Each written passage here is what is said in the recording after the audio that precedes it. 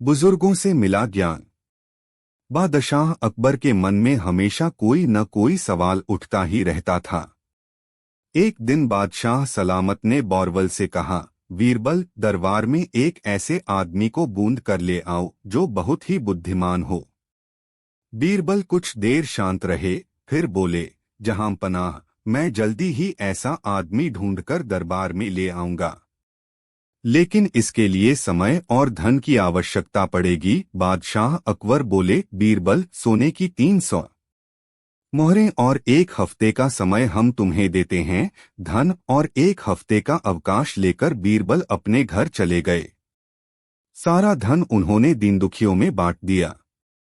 सप्ताह के अंतिम दिन बीरबल ने एक चरवाहे को पकड़ा और उसे स्नान करवाकर अच्छे कपड़े पहनाए तथा सोने की 100 मोहरें उसे देकर दरबार में ले आए। रास्ते में ही चरवाहे को बता दिया कि उसे बादशाह सलामत के सामने कैसा व्यवहार करना है। बादशाह अकबर के दरबार में पधारते ही बीरबल ने कहा, जहां पनाह, मैं बुद्धिमानों का बुद्धिमान व्यक्ति इणकर लाया हूँ। शहंशाह ने चरवाहे को देखते हुए पूछा, तुम्हारे माता पिता तुम्हें क्या कहकर बुलाते हैं? तुम कहाँ के रहने वाले हो? तुम कौन सी खास बात जानते हो? एक साथ इतने सवाल बादशाह अकबर ने कर दिए, लेकिन चरवाहे ने किसी भी सवाल का जवाब नहीं दिया, क्योंकि बीरबल ने उसे पहले से ही चुप रहने के लिए कहा था। बादशाह ने शिकायत भरे लहजे में बीरबल से कहा, बीरबल, यह कहीं गूंगा और बहरा तो नहीं है? इसने तो हमारे किसी भी सवाल का जवाब नहीं दिया। भला यह बुद्धिमानों का बुद्धिमान कैसे हो सकता है? बीरबल ने शीश नवाकर कहा, हुजूर, यह इसकी बुद्धिमानी है। इसने अपने बड़े बूढ़ों से सीख रखा है कि राजा और स्वयं से अधिक समझदार व्यक्ति के सामने चुप रहने में ही भलाई है। यह उनसे मिले ज्ञान का अनुसरण कर रहा है। बादशाह अकबर बीरबल के इस तर्क के आगे अब क्या बोलते। वे मुस्कराकर ही रह गए और चरवाहे को इनाम देकर सम्मान के साथ दरबार से विदा किया। नीचे की मंजिल। बादशाह अकबर को आकर एक दरबारी ने बताया कि बीरबल अपनी बांदियों और दासियों का ध्यान जरूरत से अधिक रखते हैं। जब देखो उनकी बड़ाई करते रहते हैं। दरबारी की इस बात को सुनकर शहंशाह के मन में विचार आया कि क्यों न हम चलकर स्वयं इस बात की तहकीकात करें कि आखिर मामला क्या है। इसके दूसरे दिन बादशाह अकबर अचानक ही बीरबल के घर पहुंच गए और सीढ़ियां चढ़ते हुए ऊपरी मंजिल पर पहुंच गए। बादशाह सलामत को सहसा बीरबल के यहाँ देखकर एक दासी दौड़ी दौड़ी आई। बादशाह सलामत वासी को देखकर हल्का सा मुस्कराए, फिर बोले, तुम्हारी ऊपर की मंजिल तो बहुत सजी हुई है, सुंदर और हसीन भी है, लेकिन जरा नीचे की भी तो देखें कैसी है। दासी बीरबल का नमक खाती थी। बीरबल के नमक का कुछ तो असर उस पर था ही। यह अगले पल ही मुस्कराकर बोली, अवश्य देखें हुजूर। आप उसी रास्ते से तो होते हुए आए हैं, फिर भी आपको मालूम नहीं हुआ कि नीचे की मंजिल कैसी है।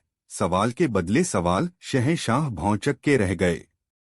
दासी का तीखा पर सटीक जवाब शहंशाह ने सुना तो उन्हें यह समझाने में देर न लगी कि बीरबल की वासियां सचमुच ही तारीफ के काबिल हैं। बीरबल यूं ही उनकी तारीफ करते नहीं फिरते हैं।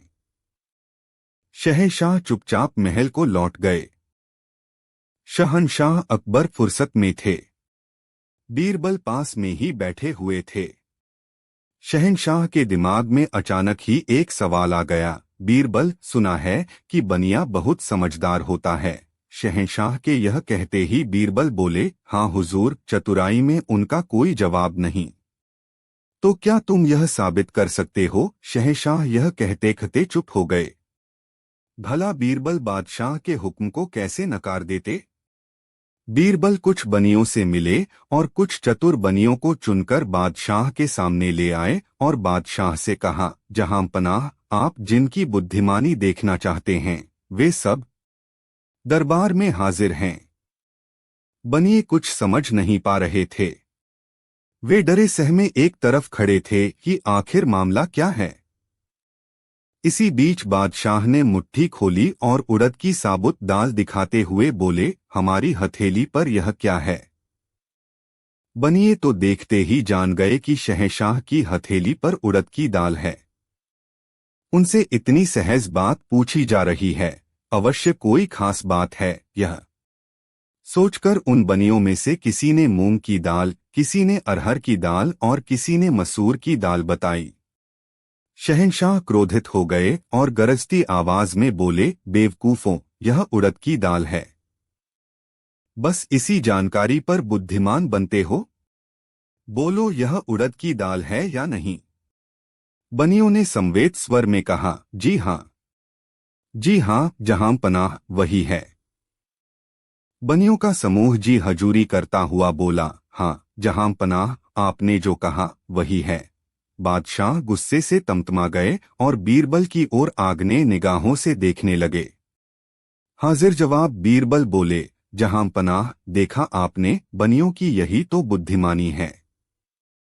इन्होंने पूरा प्रयास किया और हर प्रकार से आपकी हाँ में हाँ मिलाई, ताकि आपके सवाल में कोई रहस्य हो तो उसके कहर से बच जाएं। बीरबल के इस तर्क ने शहंशाह का दिल जीत लिया और वह मान गए कि बनिए वास्तव में ही बड़े चतुर होते हैं। इसके बाद शहंशाह ने बनियों को बाइज्जत दरबार से विदा किया। अपनी दाढ़ी की आग बुझाऊंगा। दशाह अकबर के दिमाग में तरह तरह की बातें आती रहती थीं। दरबार में वह बैठे हुए थे और दरबारियों से बातें करने में मशगूल थे।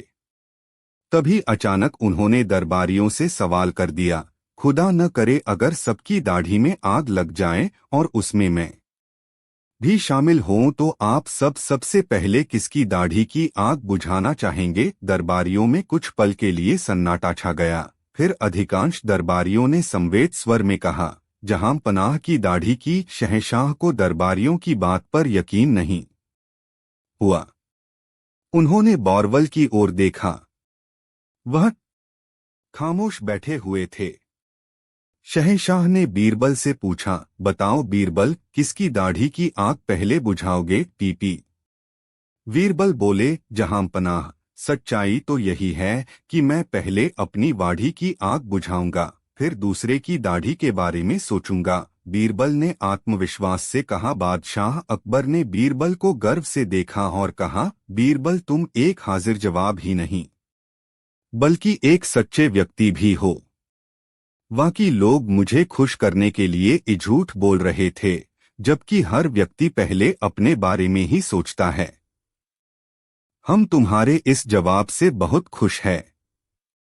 बीरबल यह कहकर शहंशाह चुप हो गए। वह बीरबल की स्पष्टवादिता से बहुत ही खुश थे। कितने दिन जीना है? रवल अकबर बादशाह की हर समस्या के जवाब थे।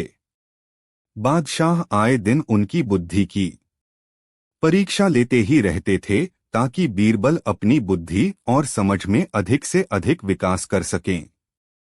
बादशाह ने एक दिन एक साधु को बीरबल के पास उनके बुद्धि बल की परीक्षा लेने के लिए भेजा। अकबर बादशाह भी वेश बदलकर पास में ही एक जगह छुप गए। साधु से बीरबल के नजदीक आकर कहा, वत्स, तुम बीरबल हो न? भगवान ने सपने में मुझसे कहा है कि मैं अपने जीवन भर के लिए धन तुमसे ले लूं। बीरबल साधु के ऐसा कहने पर आश्चर्य में पड़ गए और अगले ही पल समझ गए कि यह कोई ढोंगी साधु है जो मुझे ठगना चाहता है। बीरबल बोले, अच्छी बात है भगवान, मैं आज रात भगवान से सपने में यह पूछ लेता हूँ कि अब आपने और कितने दिन जीना है, तभी तो मैं तुम्हें उचित धन दे सकूंगा। साधु बीरबल का चतुरतापूर्ण जवाब सुनकर दंग रह गया। उसके पास अब कहने के लिए कुछ बचा ही नहीं था। पास में ही छुपे अकबर बादशाह भी बीरबल का जवाब सुन चुके थे। वह हंसते हुए बीरबल के नजदीक आ गए। बीरबल समझ गए कि यह सब बादशाह सलामत का ही किया धरा था। बादशाह अकबर बीरबल की पीठ पर हाथ रखते हुए कहने लगे, बीरबल, तुम्हारी समझ और बुद्धि का कोई जवाब नहीं। चलो अब हम दरबार में चलते हैं। बीरबल अकबर के साथ दरबार की ओर बढ़ चले। सब सयानों का एक मत। एक दिन बादशाह ने बीरबल से पूछा, क्यों बीरबल, संसार के मनुष्यों की बुद्धि एक समान होती है व उसमें कुछ अंतर भी होता है? बीरबल ने जवाब दिया, पृथ्वीनाथ, क्या आपने इस कहावत को नहीं सुना है, सब सयानों का एक मत, यानी और सब बातों में तो लोगों की बुद्धि में विभेद पाया जाता है, परंतु स्वार्थ सिद्धि में सबकी मति एक समान ही देख पड़ती है। बादशाह बोला, मला यह कैसे हो सकता है कि बुद्धि तो जुदी जुदी हो और विचार सबका एक हो? बीरबल ने कहा, पृथ्वीनाथ, हाथ कंगन को आरसी क्या? यदि आपको प्रमाण की आवश्यकता हो तो मैं कलह भी सिद्ध करके दिखला देने को तैयार हूँ। बादशाह ने कहा, बहुत बेहतर। दूसरे दिन प्रातःकाल बीरबल ने बादशाह की अनुमति प्राप्त कर सरकारी बगीचे का एक बड़ा हौज जो पानी से लबालब भरा था रिक्त करवा दिया और सारे नगर में ढिढोरा पिटवा दिया कि सब लोग अपने अपने घरों से एक एक घड़ा दूध लाकर हौज को भरें। फिर हौज के ऊपर एक सफेद चादर बिछवाकर उसे भलीभांति ढक दिया। ऐसी तरकीब कर बादशाह को देखने के लिए बुलवा भेजा। समय रात्रि का था। लोगों ने विचार किया कि जब हौज में इतना घड़ा दूध पड़ेगा तो भला उसमें एकाध घड़ा जल छोड़ देने से खराबी क्या खराबी होगी। इसी विचार से प्रत्येक घरों से दूध की जगह पानी ही डाला गया। अंधेरी रात में किसी को भी न सूझा कि हौज में सभी लोग पानी ही छोड़ रहे हैं। उनका निजी अनुमान था कि मेरे सिवा अन्य नागरिक हौज को दूध ही से भर रहे हैं। यदि किसी ने साहस कर देखा भी तो चादर की सफेदी के कारण दूध का भ्रम हो गया। पानी तो नीचे छिपा हुआ था। जब सवेरा हुआ तो बादशाह बीरबल के साथ हौज का दूध खने के लिए गया। बीरबल ने बागवान को हौज की चाद ठाने की आज्ञा दी। जब चाद उठा दी गई तो औज एकदम पानी से भरा हुआ निकला। उसमें दूध गलेश मात्र भी नहीं था। यह अजीब तमाशा देखकर दशाह दंग हो गया और उसकी समझ में न आया कि आखिर मामला क्या है। जब बीरबल से उसका कारण छा गया तो वह बोला, गरीब परवर, आपने अपनी आंखों खलिया अब भी सब सयानों का एक मत वाली कहावत तानने को तैयार हैं व नहीं? बादशाह ने सशंक होकर उत्तर दिया, बीरबल, कहावत तो अक्षरशः सत्य प्रतीत होती है, परंतु फिर भी मैं नत्या संतुष्ट नहीं हुआ हूँ, अतएव इसमें और भी खोजबीन करने की आवश्यकता प्रतीत होती है। अब मैं उसका वयं अन्वेषण कर लूंगा, तुझे कुछ करने की आवश्यकता नहीं है। बीरबल तो हृदय से बादशाह का भक्त था, इसलिए चुप हो गया। दूसरे दिन जब बादशाह सोकर उठा तो उसे वही आत वाली धुन समाई। वह अन्वेषण करने के अभिप्राय ने भेष बदलकर नगर की तरफ चला। कई चक्कर काटने के बाद उसको एक मकान दृष्टिगत हुआ। इसकी दीवारें बहुत ऊंची न थीं और न कोई टीम टाम की सजावट ही थी, परंतु मकान खूब साफ सुथरा था। बादशाह ने इसी मकान को अपने अन्वेषण का केंद्र ठहराया और द्वार पर पहुंचकर कान की घुंडी खड़खड़ाई। किवाड़ खुल गया। भीतर से एक आदमी ने पूछा, आप कहाँ से आए हैं और आपका यहाँ किससे और क्या प्रयोजन है? बादशाह बोला, मैं एक मुसाफिर हूँ, कल का इस शहर में आया हूँ। मैंने अपना डेरा सराय में डाला है। आज नगर देखने की इच्छा से निकला तो घूमते फिरते रास्ता भूलकर इधर आ पहुँचा। थकावट के कारण मेरे बदन में पीड़ा हो रही है, इसलिए कुछ समय तक विश्राम लेकर अपनी थकावट दूर करना चाहता हूँ। बादशाह के प्रस्ताव को मकान मालिक ने स्वीकार करते हुए उसे भीतर बुला लिया और एक चारपाई दिखलाकर विश्राम करने की आवा दी। बादशाह चारपाई पर जा पड़ा और मकान मालिक अपना निजी काम करने लगा। जब वह सब कामों से निपट चुका तो मुसाफिर के पास आया और उससे कुछ खाने पीने का अनुरोध किया, परंतु बादशाह ने उसके प्रस्ताव को अस्वीकार कर दिया। उससे मकान मालिक से आपसदारी की बातें होने लगीं। मुसाफिर बादशाह, भाई कल मैं इस नगर में आकर एक ढिढोरा सुना था, क्या यह बराबर प्रति मास पीटा जाता है व इसी बार पीटा गया था। मैं बड़े आश्चर्य में पड़ गया हूँ कि इस ढिढोरे से बादशाह का क्या प्रयोजन है। मकान मालिक ने उत्तर दिया, नहीं भाई, पहले ऐसा कभी नहीं सुनने में आया था, कल ही अचानक यह नई बात सुनने में आई, मुझे इसका भेद कुछ भी नहीं मालूम है। उसने फिर पूछा, तो बादशाह इतने दूध को लेकर आखिरश करेगा क्या। मकान मालिक, भाई चाहे वह जो कुछ भी करे, परंतु मैं आपसे सत्य दो बतलाता हूँ कि मैं तो दूध की जगह हौज में पानी हो डाल आया था। मैंने देखा कि शहर में जब सभी लोगा दूध की तलाश में है तो इतना दूध कहाँ से आवेगा, और यदि हजारों घड़े दूध में एक बड़ा पानी ही डाल दूंगा तो उससे क्या होता जाता है। बादशाह ने मुस्कराकर कहा, बेशक युक्ति तो आपने अच्छी निकाली, परंतु यह बात कहीं बादशाह की कानों तक पहुँचे तो फिर आपकी कौन सी दुर्गति हो, इस पर भी आपने कुछ विचार किया था। मकान मालिक ने कहा, भाई यह बात किसी प्रकार प्रकट नहीं हो सकती। बादशाह ने सोचा कि अब अपना असली स्वरूप इस पर प्रकट कर देना चाहिए ताकि अपनी धूर्तता पर इसे पश्चाताप हो।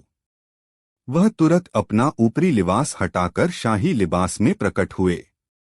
मकान मालिक बड़ा भयभीत हुआ और उसका मुख मलिन हो गया।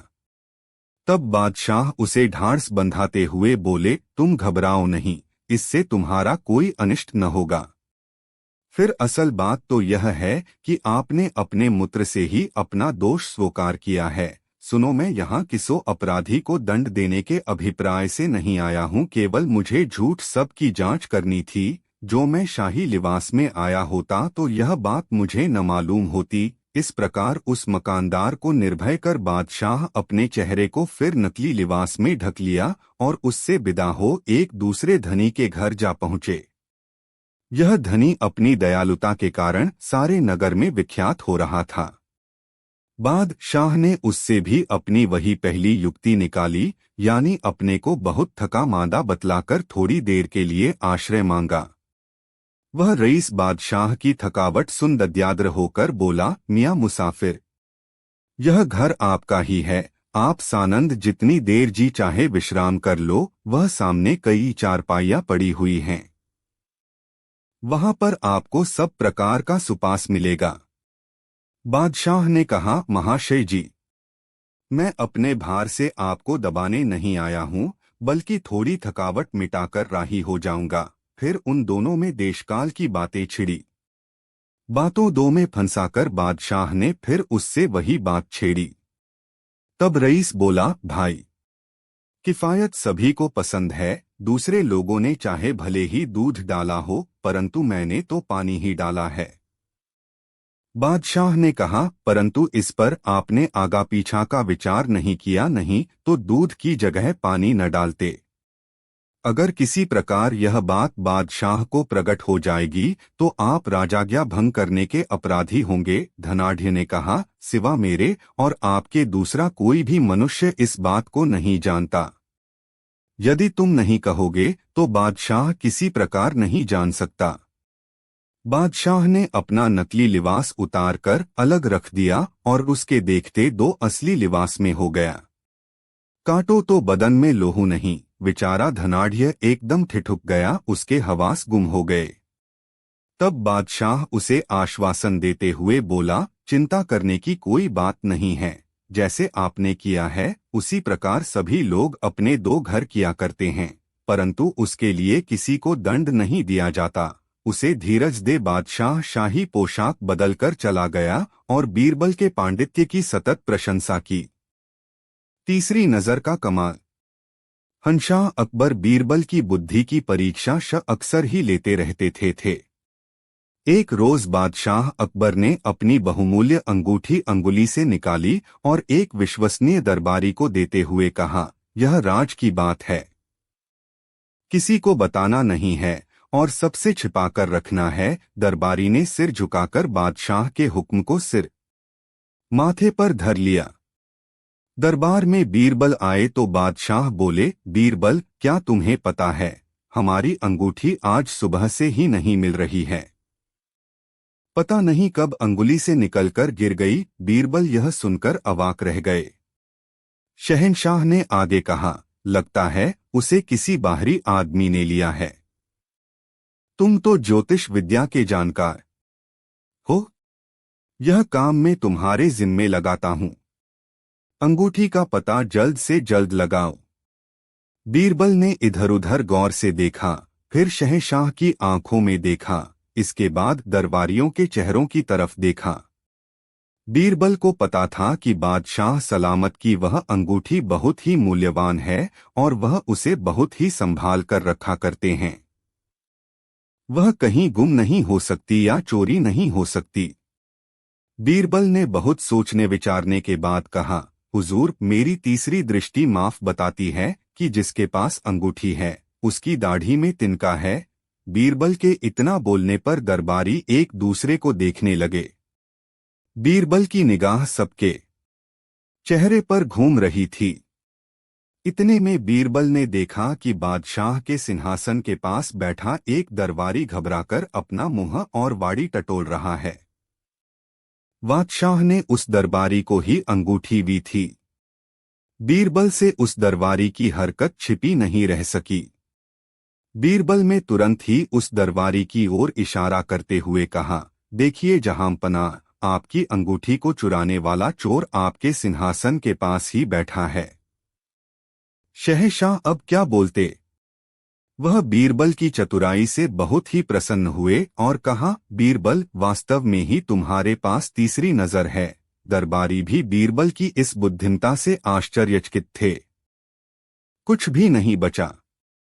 अपने सवालों के लिए प्रसिद्ध बादशाह अकबर दरबार आए तो बीरबल कहीं नजर नहीं आए। उन्होंने दरबारियों से पूछा, बताओ, 27 में से 9 गए तो क्या शेष रहा। दरबारी मन ही मन सोचने लगे कि बादशाह यह क्या पूछ रहे हैं। क्या हम लोग कोई बच्चे हैं कि इतना आसान सवाल हल नहीं कर सकेंगे। सभी दरबारियों ने एक ही जवाब दिया, हुजूर, 27 में से 9 निकल जाने पर 18 बचे। यह तो सबको ही मालूम है। बादशाह मुस्कराए, फिर बीरबल के आने का इंतजार करने लगे। इतने में बीरबल दरबार में आ खड़े हुए। शहंशाह ने उनसे भी यही सवाल कर दिया। बीरबल जवाब में बोले, हुजूर, कुछ भी नहीं बचा। बीरबल का यह जवाब सुनकर सब आश्चर्य में पड़ गए। उनके जवाब से कोई भी संतुष्ट नहीं दिखा तो बीरबल आगे बोले, इसमें हैरान होने की कोई बात नहीं है। 27 नक्षत्र साल भर में होते हैं। इनमें से 9 नक्षत्र जो हैं वे वर्षा ऋतु में होते हैं। यदि इन नक्षत्रों को निकाल दिया जाए तो जो बचे उनसे तो इस संसार का कोई भला नहीं होने वाला। इसीलिए मैंने कहा कि 27 में से 9 के चले जाने पर कुछ भी नहीं बचा। शहंशाह अकबर बीरबल का जवाब सुनकर अत्यंत ही प्रसन्न हुए और इसके लिए उन्हें इनाम भी दिया। घर कैसे लुटा। शहंशाह अकबर एक रोज दरबार में आए तो वह शख्स सबको बहुत ही गमगीन मुद्रा में दिखे। दरबारियों ने उनसे इसका कारण पूछा तो उन्होंने कहा, अब यह बेचैनी और उदासी तो बीरबल ही दूर कर सकते हैं। इसी बीच बीरबल दरबार में आ गए। जहांपनाह ने बीरबल को गौर से देखा और कहा, बीरबल, शायद तुम मेरी समस्या सुलझा सको। इस प्रश्न में पूरे राज्य की समस्या छुपी हुई है। बताओ, घर कैसे लुटा और बैल कैसे घायल हुआ। बीरबल के लिए कोई भी सवाल कठिन नहीं होता था। वह शीश नवाकर बड़े अदब से बोले, जहांपनाह, जुआ नहीं हटा था। तुम कहना क्या चाहते हो बॉरवल, साफ साफ बताओ। अकबर ने कहा, जहांपनाह, जुआ खेलना नहीं रोका गया तो घर लुट गया और बैल की गर्दन से जुआ नहीं हटाया गया तो बैल घायल हो गया। बीरबल ने स्पष्ट शब्दों में जवाब दिया। शहंशाह अकबर बहुत ही खुश हुए और उसी समय उन्होंने घोषणा कर दी कि हमारे राज्य में कोई भी जुआ नहीं खेलेगा। जो जुआ खेलते पकड़ा जाएगा उसे दंडित किया जाएगा। इससे पूरे राज्य में अमन चैन स्थापित करने में बादशाह को काफी सहायता मिली। अपना वायदा भूल गया होगा। बीरबल से एक बार शहंशाह अकबर इतना प्रसन्न हुए कि उन्होंने बीरबल को इनाम में जागीर देने का निर्णय कर लिया। बीरबल के बुद्धिमत्तापूर्ण कार्यों से खुश होकर शहंशाह अकबर ने जागीर देने की बात तो कहवी, लेकिन बाद में उनका इरादा बदल गया। बीरबल ने 2-3 बार शहंशाह को उनका फैसला याद भी दिलाया, लेकिन बादशाह बीरबल को अब जागीर देना नहीं चाहते थे। एक रोज बीरबल ने कहा, हुजूर, मेरी जागीर का क्या हुआ? बादशाह बीरबल की बात अनसुनी कर दूसरों की बातों में लग गए। बीरबल को बहुत बुरा लगा और वह अब मौके की तलाश में रहने लगे। एक दिन मौका आ ही गया। बादशाह बीरबल के साथ सैर पर निकले। रास्ते में उन्होंने ऊंट देखा तो बीरबल से सवाल कर दिया, बीरबल, ऊंट की गर्दन टेढ़ी क्यों है? बीरबल ने जवाब में कहा, जहां पनाह, यह भी किसी को पिछले जन्म में जागीर देने का वायदा करके भूल गया होगा। बीरबल के इतना कहते ही शहंशाह शर्मसार हो गए और उसी समय उन्होंने बीरबल को जागीर देने की घोषणा कर दी। सब सयानों का एक मत। एक दिन बादशाह ने बीरबल से पूछा, क्यों बीरबल, संसार के मनुष्यों की बुद्धि एक समान होती है व उसमें कुछ अंतर भी होता है? बीरबल ने जवाब दिया, पृथ्वीनाथ, क्या आपने इस कहावत को नहीं सुना है, सब सयानों का एक मत, यानी और सब बातों में तो लोगों की बुद्धि में विभेद पाया जाता है, परंतु स्वार्थ सिद्धि में सबकी मति एक समान ही देख पड़ती है।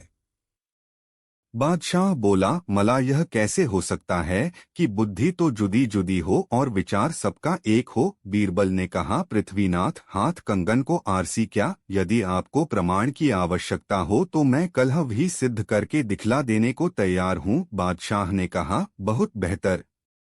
दूसरे दिन प्रातःकाल बीरबल ने बादशाह की अनुमति प्राप्त कर सरकारी बगीचे का एक बड़ा हौज जो पानी से लबालब भरा था रिक्त करवा दिया और सारे नगर में ढिढोरा पिटवा दिया कि सब लोग अपने अपने घरों से एक एक घड़ा दूध लाकर हौज को भरें। फिर हौज के ऊपर एक सफेद चादर बिछवाकर उसे भली भांति ढक दिया। ऐसी तरकीब कर बादशाह को देखने के लिए बुलवा भेजा।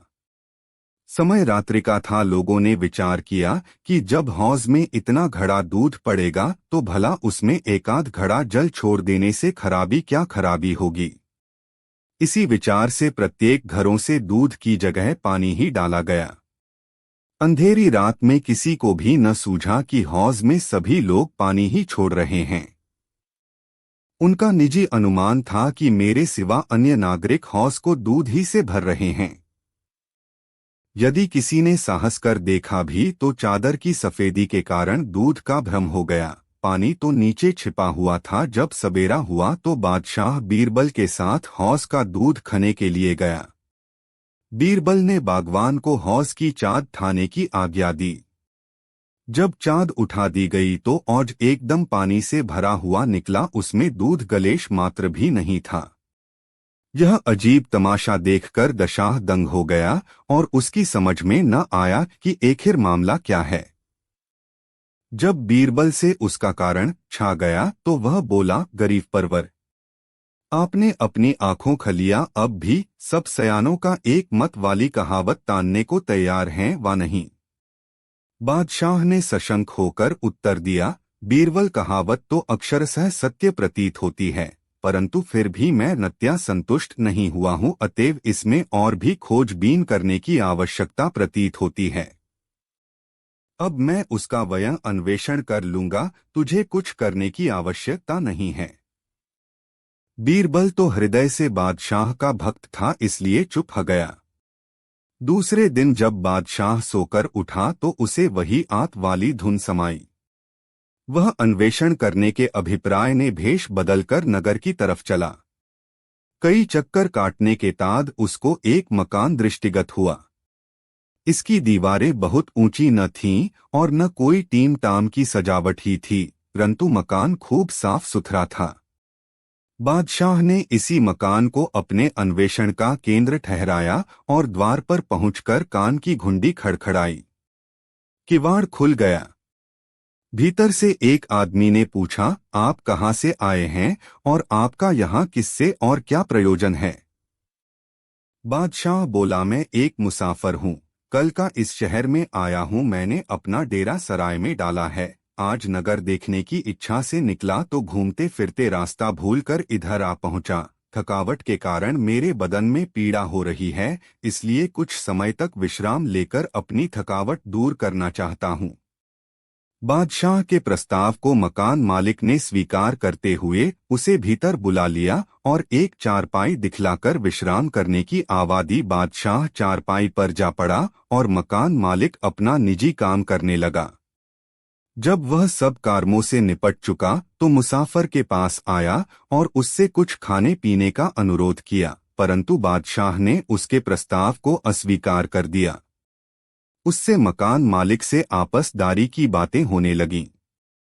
मुसाफिर, बादशाह भाई, कल मैं इस नगर में आकर एक ढिढोरा सुना था। क्या यह बराबर प्रति मास पीटा जाता है? वह इसी बार पीटा गया था। मैं बड़े आश्चर्य में पड़ गया हूँ कि इस ढिढोरे से बादशाह का क्या प्रयोजन है। मकान मालिक ने उत्तर दिया, नहीं भाई, पहले ऐसा कभी नहीं सुनने में आया था। कल ही अचानक यह नई बात सुनने में आई। मुझे इसका भेद कुछ भी नहीं मालूम है। उसने फिर पूछा, तो बादशाह इतने दूध को लेकर आखिरश करेगा क्या? मकान मालिक, भाई चाहे वह जो कुछ भी करे, परंतु मैं आपसे सत्य दो बतलाता हूँ कि मैं तो दूध की जगह हौज में पानी हो डाल आया था। मैंने देखा कि शहर में जब सभी लोग दूध की तलाश में है तो इतना दूध कहाँ से आवेगा, और यदि हजारों घड़े दूध में एक बड़ा पानी ही डाल दूंगा तो उससे क्या होता जाता है? बादशाह ने मुस्कराकर कहा, बेशक, युक्ति तो आपने अच्छी निकाली, परंतु यह बात कहीं बादशाह की कानों तक पहुँचे तो फिर आपकी कौन सी दुर्गति हो, इस पर भी आपने कुछ विचार किया था? मकान मालिक ने कहा, भाई, यह बात किसी प्रकार प्रकट नहीं हो सकती। बादशाह ने सोचा कि अब अपना असली स्वरूप इस पर प्रकट कर देना चाहिए ताकि अपनी धूर्तता पर इसे पश्चाताप हो। वह तुरंत अपना ऊपरी लिबास हटाकर शाही लिबास में प्रकट हुए। मकान मालिक बड़ा भयभीत हुआ और उसका मुख मलिन हो गया। तब बादशाह उसे ढांढस बंधाते हुए बोले, तुम घबराओ नहीं, इससे तुम्हारा कोई अनिष्ट न होगा। फिर असल बात तो यह है कि आपने अपने मूत्र से ही अपना दोष स्वीकार किया है। सुनो, मैं यहाँ किसी अपराधी को दंड देने के अभिप्राय से नहीं आया हूँ, केवल मुझे झूठ सब की जांच करनी थी। जो मैं शाही लिबास में आया होता तो यह बात मुझे न मालूम होती। इस प्रकार उस मकानदार को निर्भय कर बादशाह अपने चेहरे को फिर नकली लिबास में ढक लिया और उससे विदा हो एक दूसरे धनी के घर जा पहुँचे। यह धनी अपनी दयालुता के कारण सारे नगर में विख्यात हो रहा था। बादशाह ने उससे भी अपनी वही पहली युक्ति निकाली, यानी अपने को बहुत थका मांदा बतलाकर थोड़ी देर के लिए आश्रय मांगा।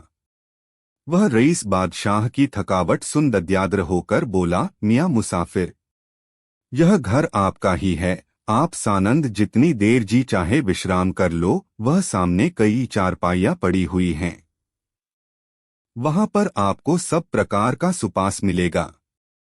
बादशाह ने कहा, महाशय जी, मैं अपने भार से आपको दबाने नहीं आया हूँ, बल्कि थोड़ी थकावट मिटाकर राही हो जाऊंगा। फिर उन दोनों में देशकाल की बातें छिड़ी।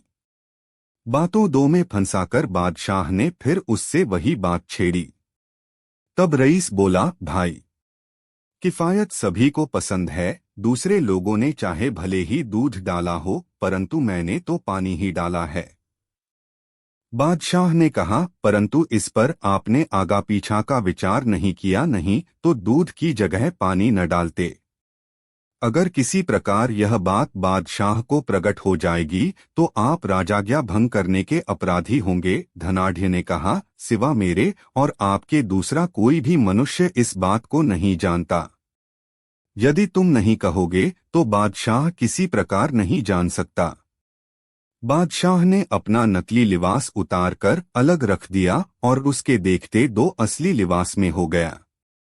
काटो तो बदन में लोहू नहीं। बेचारा धनाढ़ एकदम ठिठुक गया, उसके हवास गुम हो गए। तब बादशाह उसे आश्वासन देते हुए बोला, चिंता करने की कोई बात नहीं है। जैसे आपने किया है उसी प्रकार सभी लोग अपने 2 घर किया करते हैं, परंतु उसके लिए किसी को दंड नहीं दिया जाता। उसे धीरज दे। बादशाह शाही पोशाक बदलकर चला गया और बीरबल के पांडित्य की सतत प्रशंसा की। तीसरी नजर का कमाल। हंशाह अकबर बीरबल की बुद्धि की परीक्षा अक्सर ही लेते रहते थे। एक रोज बादशाह अकबर ने अपनी बहुमूल्य अंगूठी अंगुली से निकाली और एक विश्वसनीय दरबारी को देते हुए कहा, यह राज की बात है, किसी को बताना नहीं है और सबसे छिपाकर रखना है। दरबारी ने सिर झुकाकर बादशाह के हुक्म को सिर माथे पर धर लिया। दरबार में बीरबल आए तो बादशाह बोले, बीरबल, क्या तुम्हें पता है हमारी अंगूठी आज सुबह से ही नहीं मिल रही है। पता नहीं कब अंगुली से निकलकर गिर गई। बीरबल यह सुनकर अवाक रह गए। शहंशाह ने आगे कहा, लगता है उसे किसी बाहरी आदमी ने लिया है। तुम तो ज्योतिष विद्या के जानकार हो, यह काम मैं तुम्हारे जिम्मे लगाता हूं। अंगूठी का पता जल्द से जल्द लगाओ। बीरबल ने इधर उधर गौर से देखा, फिर शहंशाह की आंखों में देखा, इसके बाद दरबारियों के चेहरों की तरफ देखा। बीरबल को पता था कि बादशाह सलामत की वह अंगूठी बहुत ही मूल्यवान है और वह उसे बहुत ही संभाल कर रखा करते हैं। वह कहीं गुम नहीं हो सकती या चोरी नहीं हो सकती। बीरबल ने बहुत सोचने विचारने के बाद कहा, हुजूर, मेरी तीसरी दृष्टि माफ बताती है कि जिसके पास अंगूठी है उसकी दाढ़ी में तिनका है। बीरबल के इतना बोलने पर दरबारी एक दूसरे को देखने लगे। बीरबल की निगाह सबके चेहरे पर घूम रही थी। इतने में बीरबल ने देखा कि बादशाह के सिंहासन के पास बैठा एक दरबारी घबराकर अपना मुंह और वाड़ी टटोल रहा है। बादशाह ने उस दरबारी को ही अंगूठी दी थी। बीरबल से उस दरबारी की हरकत छिपी नहीं रह सकी। बीरबल में तुरंत ही उस दरबारी की ओर इशारा करते हुए कहा, देखिए जहांपनाह, आपकी अंगूठी को चुराने वाला चोर आपके सिंहासन के पास ही बैठा है। शहंशाह अब क्या बोलते। वह बीरबल की चतुराई से बहुत ही प्रसन्न हुए और कहा, बीरबल, वास्तव में ही तुम्हारे पास तीसरी नजर है। दरबारी भी बीरबल की इस बुद्धिमता से आश्चर्यचकित थे। शर्मसार दरबारी। बादशाह अकबर दरबार में बैठे थे। दरबारी बीरबल से बहुत ही जलते थे और यह नहीं चाहते थे कि बादशाह से बीरबल के संबंध अच्छे रहें। 8 दरबारियों ने बादशाह से कहा, हुजूर, आप हर बात बीरबल से ही पूछा करते हैं, हमें कोई महत्व नहीं देते हैं। इससे हमारे स्वाभिमान को ठेस पहुंचती है। शहंशाह अकबर बोले, आप लोगों की शिकायत गलत है। बीरबल कोई साधारण व्यक्ति नहीं है। वह बहुत ही चतुर और समझदार हैं। कोई भी उनकी बुद्धिमत्ता के आगे ठहर नहीं सकता। यही कारण है कि हम कोई भी काम बीरबल से पूछकर करते हैं। शहंशाह अकबर की यह बात दरबारियों को पसंद नहीं आई। वे बीरबल से और भी ज्यादा नाराज हो गए। बादशाह ने दरबारियों को शांत बैठे देखा, तब उन्होंने कहा, अगर तुम सबको ऐसा लगता है कि तुम सब बीरबल से अधिक चतुर और बुद्धिमान हो तो आज तुम सबकी बुद्धिमानी की परीक्षा ली जाएगी। तुम में से जो भी इस परीक्षा में पास होगा उसे बीरबल का स्थान मिल जाएगा। इतना बोलकर शहंशाह ने 2 हाथ लंबी दुलाई मंगवाई।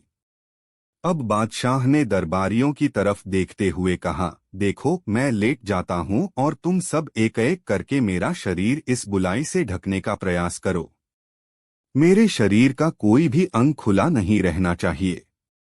जो भी दरबारी मेरा पूरा शरीर इस दुलाई से ढक देगा उसे ही बीरबल की जगह पर रखा जाएगा। दरबारियों को मन ही मन हंसी आ गई कि भला यह भी कोई दिमाग वाला काम है। यह काम तो कोई भी कर देगा। बादशाह भरे दरबार में लेट गए। एक एक करके सभी दरबारी बादशाह को दुलाई ओढ़ाने आए, लेकिन कोई भी दरबारी उनके पूरे शरीर को बुलाई से ढक न सका। अब बादशाह उठ खड़े हुए और बोले, देखी आपने अपनी बुद्धिमानी, क्या अपनी इसी बुद्धिमानी पर आप सबको इतना अभिमान था? अगर बीरबल यहाँ होते तो अवश्य ही इसी बुलाई से मेरा शरीर ढक देते। जब आप में से कोई एक भी इतना छोटा सा काम नहीं कर सकता तो दिमाग वाला काम क्या करोगे? यह कहकर बादशाह ने बीरबल को दरबार में बुलाया और बीरबल के हाथ में दुलाई देकर सारी बात बता दी। बादशाह पहले की तरह ही दरबार में लेट गए। बीरबल ने दुलाई को गौर से देखा, वह बहुत ही छोटी थी। बीरबल ने कहा, जहां पनाह, आप अपने पैर सिकोड़ लें। बादशाह के पांव सिकोड़ने पर बीरबल ने दुलाई से उनका सारा शरीर ढक दिया। फिर बीरबल ने बादशाह से कहा, उतने पांव फैलाइए जितनी लंबी चादर हो। बादशाह बीरबल के इस विचार से गदगद हो गए और दरबारियों से कहा, बीरबल की चतुराई तुम सबने देख ली ना? अब तो किसी को कोई शिकायत नहीं होगी। शर्मसार दरबारी शहंशाह से माफी मांगकर चुप हो गए। व्यापारी और चुराया हुआ खजाना। एक दिन रामू और शामू नाम के दो व्यापारी अकबर के दरबार में आए। सबसे पहले रामू बोला। उसने कहा, महाराज, यह मेरा मित्र शामू है। व्यवसाय के काम से दूसरे शहर जाने से पहले मैंने इसे अपना खजाना दे दिया था। वहां से लौटने के बाद जब मैंने उससे वह खजाना वापस मांगा तो उसने कहा कि उसने उसे कभी कुछ नहीं दिया। शामू ने कहा, नहीं महाराज, आप मेरे घर की जांच कर सकते हैं। रामू ने मुझे कभी कोई खजाना नहीं दिया। वह झूठ बोल रहा है। अकबर ने अपने सैनिकों से शामू के घर की जांच करने को कहा। सिपाहियों को कुछ नहीं मिला। रामू और शामू अगले दिन फिर अदालत में थे। अकबर ने कहा, हमें शामू के घर में कुछ नहीं मिला, इसलिए रामू झूठ बोल रहा होगा। रामू ने कहा, नहीं सर, मैं झूठ नहीं बोल रहा हूं। बीरबल सुन रहा था और बोला, महाराज, मुझे इस मामले को सुलझाने का मौका दें।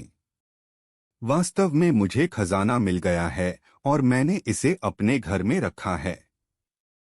मैं इसे कल अदालत में पेश करूंगा। सभी हैरान हो उठे। अदालत स्थगित कर दी गई। रामू और शामू अपने अपने घर चले गए। बीरबल ने सिपाहियों से भेष बदलकर शामू का पीछा करने को कहा। शामू घर गया और कुछ देर बाद बाहर आया। वह एक जंगल में गया और एक बड़े बरगद के पास एक जगह खोदी तो रामू झूठ बोल रहा होगा। रामू ने कहा, नहीं सर, मैं झूठ नहीं बोल रहा हूं। बीरबल सुन रहा था और बोला, महाराज, मुझे इस मामले को सुलझाने का मौका दें। वास्तव में मुझे खजाना मिल गया है और मैंने इसे अपने घर में रखा है। मैं इसे कल अदालत में पेश करूंगा। सभी हैरान हो उठे। अदालत स्थगित कर दी गई। रामू और शामू अपने अपने घर चले गए। बीरबल ने सिपाहियों से भेष बदलकर शामू का पीछा करने को कहा। शामू घर गया और कुछ देर बाद बाहर आया। वह एक जंगल में गया और एक बड़े बरगद के पास एक जगह खोदी। पेड़।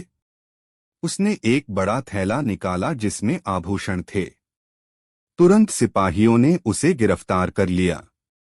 उन्होंने उसे दरबार में राजा के सामने पेश किया। बीरबल ने कहा, महाराज, कल मैंने आपसे झूठ बोला था। मुझे कोई खजाना नहीं मिला।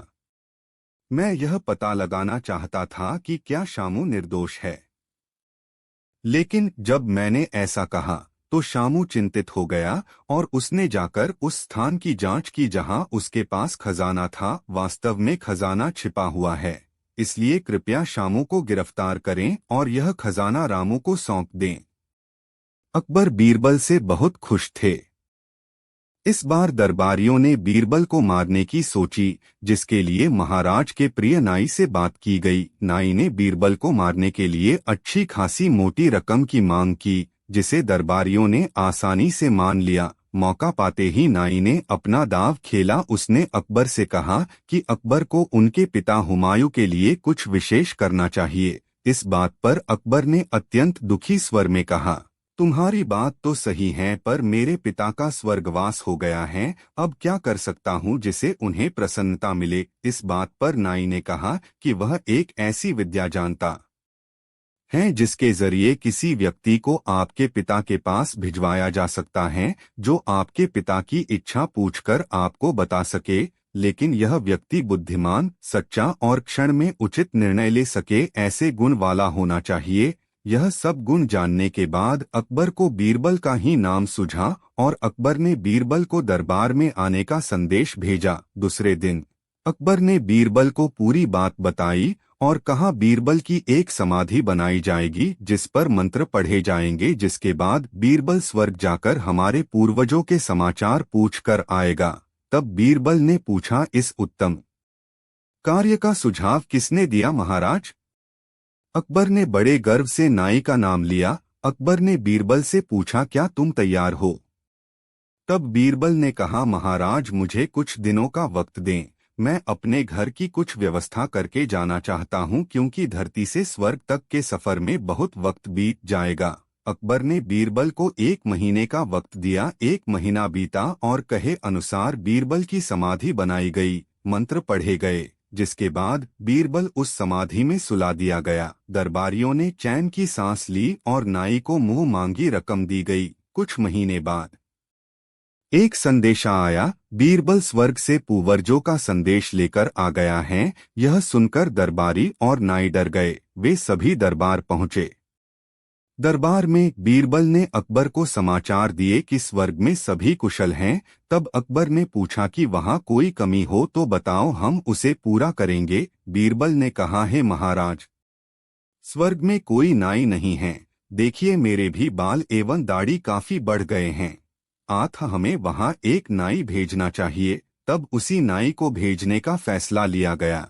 यह सुनकर नाई डर गया और उसने पूरा सच कह दिया, जिस पर अकबर ने नाई और दरबारियों को सजा सुनाई। लेकिन सभी जानना चाहते थे कि बीरबल कैसे बच गया। तब बीरबल ने सच बताया, क्षमा कीजिए महाराज, लेकिन इंसान मरने के बाद जहाँ जाता है वहाँ कोई जीवित व्यक्ति नहीं जा सकता, इसलिए मुझे पता था कि यह एक षड्यंत्र है। मैंने आपसे 1 महीने का वक्त मांगा था। इस 1 महीने में मैंने समाधि के नीचे एक सुरंग बनवाई और कई महीनों तक छिप कर रहा और अपने बाल एवं दाढ़ी के बढ़ने का इंतजार किया, ताकि नाई को सबक सिखा सकूं। जो दूसरों के लिए गड्ढा खोदता है वो खुद उसी में गिरता है। खुद को महान बनाने की होड़ में दूसरे को कष्ट पहुंचाने के बजाय अपने कर्म पर ध्यान देना चाहिए।